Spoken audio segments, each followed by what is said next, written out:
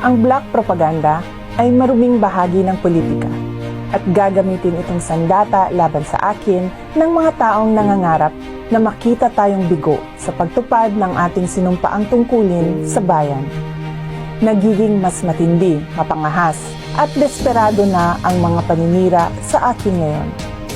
Bahagi ang mga ito ng isang organisadong demolition job na ang layunin ay sirain ang aking integridad at gumawa ng imahe na ako ay isang mamamatay tao na korap, abusado, taksil at isang warlord.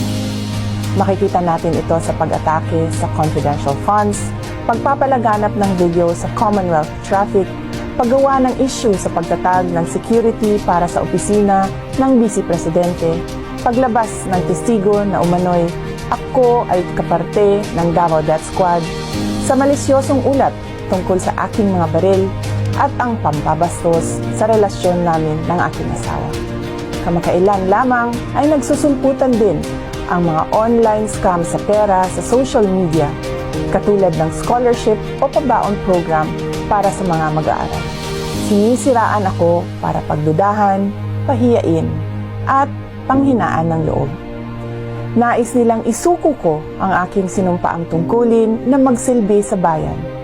Ayaw nilang magtagumpay tayo para sa edukasyon ng mga batang Pilipino at para sa kanilang kinabukasan na nanganganib sa kamay ng korupsyon, kriminalidad, iligal na droga at terorismo. Taliwala ni ining tanan, daghang salamat sa inyong padayon na suporta o pagmahal.